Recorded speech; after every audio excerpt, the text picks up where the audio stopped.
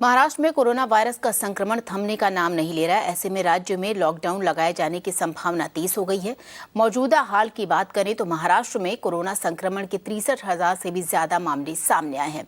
इस मसले पर राज्य सरकार में बैठकों का दौर जारी है। बुधवार को होने वाली कैबिनेट की बैठक पर लॉकडाउन के समय पर विचार किया जाएगा। कल हुई बैठक में सीएम उद्धव ठाकरे ने महाराष्ट्र में 8 दिनों का लॉकडाउन लगाने की बात कही, तो वहीं टास्क फोर्स के सदस्यों ने इसे बढ़ाकर 14 दिनों तक करने के लिए कहा। बैठक में बेड्स और ऑक्सीजन कैपेसिटी बढ़ाने के साथ साथ रेमडेसिविर उपलब्ध करवाने पर भी चर्चा की गई। सूत्रों का कहना है कि सीएम जल्दबाजी में लॉकडाउन की घोषणा नहीं करना चाहते हैं। वहीं लॉकडाउन पर कोई फैसला लेने से पहले मुख्यमंत्री उद्धव ठाकरे ने अधिकारियों को जरूरतमंद लोगों के लिए वित्तीय पैकेज तैयार रखने के लिए कहा। और हमारी सहयोगी सांत्या गोरा इस वक्त हमारे साथ लाइव जुड़े ज्यादा अपडेट लेकर। जी सांत्या, किस तरीके से राज्य सरकार आगे की योजना बना रही है लॉकडाउन को लेकर राज्य में?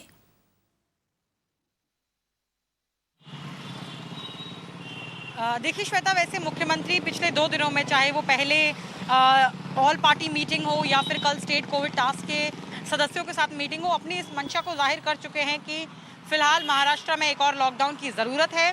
और अब इसके बाद कई मीटिंग्स होंगी, जिसमें से एक मीटिंग होगी महाराष्ट्र के उप मुख्यमंत्री अजीत पवार, चीफ सेक्रेटरी और अन्य लोगों के साथ में। इसमें जैसा कि आपने कहा कि जो गरीब तबके का इंसान है, जो मजदूर तबके के लोग हैं, उनके लिए ख़ास पैकेज की घोषणा की जा सकती है, ताकि पिछली साल उन्हें जिस तरह की परेशानियों से गुजरना पड़ा था लॉकडाउन के वक्त, वो इस बार ना हो। इसके अलावा मुख्यमंत्री कई और बैठक भी करेंगे आला अधिकारियों के साथ राज्य के प्रशासन के, ताकि एक सही तरीके से नियमावली बनाई जा सके। जो सारी ज़रूरतें और जो सारी प्रिपरेशंस तैयारियां की जानी होती हैं लॉकडाउन से पहले, वो की जा सकें, ताकि आनन फानन में या जल्दबाजी में लॉकडाउन लगाने की स्थिति ना पैदा हो।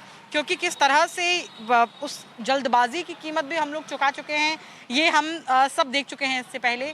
इसके बाद बुधवार को कैबिनेट की बैठक होगी श्वेता। इसमें बताया जा रहा है कि अंतिम फैसला लॉकडाउन से जुड़ा हुआ हो सकता है। उसके बाद मुख्यमंत्री राज्य के लोगों को संबोधित करके बता सकते हैं कि क्या राज्य में एक और लॉकडाउन लगेगा या नहीं। श्वेता जी सांत्या, आपका बहुत बहुत शुक्रिया। और कर्नाटक की बात आपको बताएं, कर्नाटक में बीते 24 घंटे में कोरोना संक्रमण के 3,000 से भी ज्यादा मामले सामने आए। नए मामले सामने आने के बाद कर्नाटक में कोरोना के मामले 7,000 से बढ़कर 10,000 से भी ज्यादा हो गए हैं। इस बीच टेक्निकल एडवाइजरी कमेटी ने राज्य के स्वास्थ्य मंत्री के साथ हुई बैठक में कहा है कि कोरोना की दूसरी लहर मई के पहले हफ्ते बढ़ेगी और मई के आखिर में इसके थमने के आसार हैं।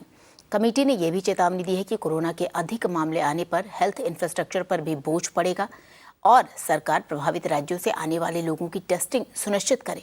आपको बता दें कि कर्नाटक में फिलहाल के लिए आर्थिक गतिविधियों पर रोक नहीं लगाई गई है।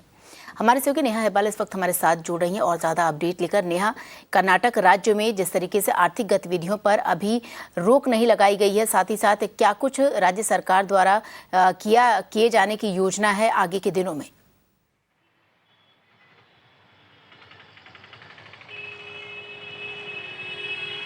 जी श्वेता, देखिए हम आपको बता दें कि संडे को हेल्थ मिनिस्टर डॉक्टर सुधाकर का और टेक्निकल एडवाइजरी कमेटी का एक मीटिंग था। अभी यहाँ पे क्या डिसाइड हुआ है ये है कि इनफैक्ट जो बॉर्डर्स है वहाँ पे ज़्यादा स्ट्रिक्ट टेस्टिंग होना चाहिए, एनफोर्समेंट होना चाहिए, ये एक बात है। और दूसरी बात ये कि टेक्निकल एडवाइजरी कमेटी जो है उनको पूरा सिचुएशन असेस करके एक रिपोर्ट सबमिट करना है, जिसके बाद चीफ मिनिस्टर के साथ एक मीटिंग होगा और उसके बाद और स्ट्रिक्ट मेजर्स का सोचा जाएगा। अभी हम अगर आपको बता दें कि कर्नाटक में नाइट कर्फ्यू है 7 डिस्ट्रिक्ट में, जहां की 10 PM से 5 AM तक कोई भी कमर्शियल एक्टिविटीज़ अलाउड नहीं है और ओनली एसेंशियल एक्टिविटीज़ अलाउड है। लेकिन अगर हम बेंगलुरु सिटी की बात करें श्वेता, जहां पे मार्केट्स आज पूरे भरे हुए हैं फेस्टिव रश की वजह से, हम आपको दिखा दें कि हम अभी बेंगलुरु के इनफैक्ट KR मार्केट में हैं, जो कि हमेशा क्राउडेड रहता है ये मार्केट। लेकिन आज क्योंकि कल यहाँ पे ट्यूसडे जो है कर्नाटक में न्यू ईयर माना जाता है, सेलिब्रेट किया जाता है युगादी फेस्टिवल को, उसी के कारण आप देख सकते हैं कि आज मार्केट में ऑलमोस्ट 3 टाइम्स ज़्यादा भीड़ है। यहाँ पे आप देख सकते हैं कि ये सारे इनफैक्ट जो वेंडर्स आए हैं मोस्टली ये दूसरे जगह से आए हैं, मतलब अलग डिस्ट्रिक्ट से आए हैं, बॉर्डरिंग बेंगलुरु के रूरल डिस्ट्रिक्ट से या बेंगलुरु के बॉर्डरिंग डिस्ट्रिक्ट से भी आए हैं। तो काफ़ी इनफैक्ट लोग यहाँ पे जो ज़्यादा है, ये सारे इनफैक्ट फेस्टिवल के रश के वजह से आए हैं और यही हाल रहेगा आज, कल और परसों। ये इनफैक्ट जो है आप देख सकते हैं कि यहाँ पे श्वेता सबसे बड़ी प्रॉब्लम एनफोर्समेंट या इम्प्लीमेंटेशन है। अगर हम आपको बता दें कि यहाँ पे अभी थोड़ी देर पहले कई ट्रैफिक पुलिस थे जो कि इनफैक्ट मुश्किल से ट्रैफिक को मैन कर रहे थे, लेकिन यहाँ पे लोग जो है उनको कंट्रोल करने के लिए बीबीएमपी मार्शल्स को लगाया गया था। और अभी भी आप देख सकते हैं कि यहाँ पे जो हम आपको बता सकते हैं कि एक इनफैक्ट जो पुलिस पर्सन है वही मुश्किल से हैंडल कर रहे हैं पूरे मार्केट एरिया को। और ये भी हम आपको बता दें कि श्वेता की सरकार ने वार्न किया है, ये पहली बार नहीं बट ऑलमोस्ट अभी 3-4 बार चीफ मिनिस्टर बीएस येडियुरप्पा ने बोला है कि अगर लोग कोऑपरेट नहीं करेंगे और कोविड अप्रोप्रिएट बिहेवियर को नहीं फॉलो करेंगे तो फिर काफ़ी मुश्किल हो सकता है राज्य के लिए, और लॉकडाउन का एंटायरली रूल आउट भी नहीं किया है। आपका बहुत बहुत शुक्रिया। कर्नाटक के बारे में जानकारी दे रही थी किस तरीके से वहाँ पर भी एक मार्केट के बाहर हमारी सहयोगी खड़ी थी और कैसे लोग सोशल डिस्टेंसिंग का पालन नहीं कर रहे हैं और मास्क तक नहीं लगाए हैं और बाज़ारों में भीड़ देखी जा रही है। अब आपको बात बताएं तमिलनाडु की। तमिलनाडु में भी कोरोना से हाल बेहाल है। पिछले 24 घंटे की बात अगर आपको बताएं तो यहाँ 6000 से भी ज़्यादा कोरोना संक्रमण के मामले देखने को मिले हैं। राज्य में कोरोना की स्थिति को लेकर सीएम पलानीसामी स्वास्थ्य सचिव और कैबिनेट मंत्रियों के साथ एक बैठक करेंगे। इस बैठक में तमिलनाडु के लिए सख्त नियम भी लागू किए जा सकते हैं। कोरोना के बढ़ते मामलों के बावजूद तमिलनाडु में लोगों पर इसका कोई असर नहीं दिख रहा है। चेन्नई की मार्केट में लोग बिना मास्क के घूमते दिखाई दे रहे हैं। आपको बता दें कि यहाँ पॉजिटिविटी रेट 13% तक पहुँच गया है। इसके अलावा आपको बताएं कि कोरोना संक्रमण के मद्देनजर चेन्नई की कोविड केयर सेंटर्स में बेड्स की संख्या बढ़ाई जा रही है। चेन्नई में 11,000 के करीब कोविड बेड्स हैं। राज्य सरकार ने लोगों से अपील की है कि वो कोरोना संक्रमण का इलाज अस्पताल या फिर कोविड सेंटर्स में ही करवाएं। हालांकि सरकार के इस अनुरोध के बावजूद भी चेन्नई के 4 बड़े अस्पतालों में लोगों की भीड़ देखने को मिल रही है, जिनमें से 2 अस्पताल 90% तक भर चुके हैं। और चलिए तमिलनाडु के हालात पर ज़्यादा जानकारी देने के लिए हमारे सहयोगी मुगलन इस वक्त हमारे साथ लाइव जुड़ रहे हैं। Muglan, even in Tamil Nadu covid cases are rising, what government's next plan?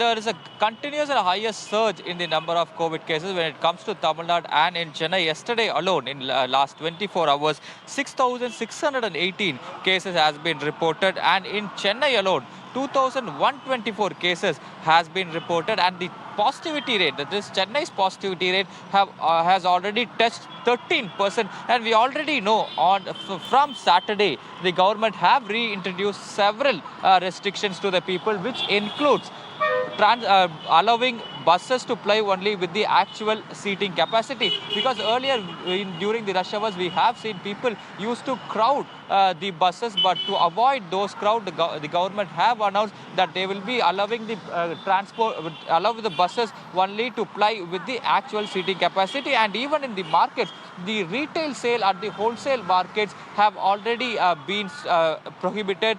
The retail sales cannot happen in any of the markets, which includes Coimbatore. But on Saturday and Sunday, we have seen the kind of crowd that was there in Coimbatore market, and there was almost zero complaints. The people who come there, or the vendors at the market, were seen not wearing face masks. And more importantly, today, there is a meeting that has been called by the Chief Minister also around 12 p.m. and in that meeting, further restrictions will be announced is what we are hearing, because the numbers are continued to surge. Even when these restrictions were introduced, we heard it from the health department stating, I even warned people that if the restrictions that have been announced by the government is not helping them in containing the spread of infection, then they will be forced to introduce night curfew here in the state also. So today's meeting is quite crucial, and this meeting will be headed by the Chief Minister, Health Minister, and all the IAS, IPS officers will be taking part in the meeting today.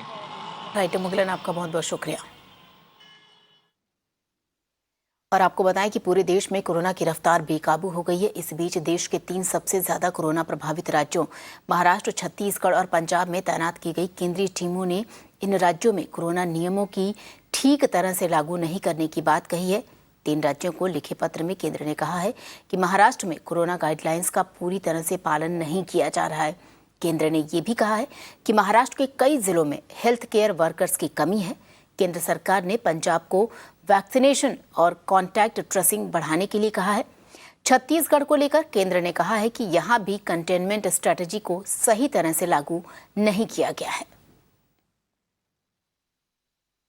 तो जो टीमें थी गठित की गई थी राज्यों के लिए, कई जिलों के लिए, उन टीमों के फीडबैक के बाद ये स्वास्थ्य सचिव द्वारा एक पत्र लिखा गया इन तीनों राज्यों को। और अगला राज्य आपको बताएं गुजरात में कोरोना के चलते बीते 24 घंटे में 54 लोगों की मौत हो गई है। वहीं राज्य के 4 बड़े शहरों के जो दाह संस्कार गृह हैं यानी श्मशान गृह, वहाँ भारी संख्या में शव आ रहे हैं। अहमदाबाद, सूरत, बड़ोदरा और राजकोट के श्मशान गृह में बड़ी तादाद में शवों को जलाया जा रहा है। तो वहीं यहाँ शवों का आना लगातार जारी है। कुछ जगहों की बात करें शव गृहों की, तो वहाँ श्मशान गृहों की बात करें तो शवों को जलाने के लिए अपनी जगह को बढ़ा लिया है।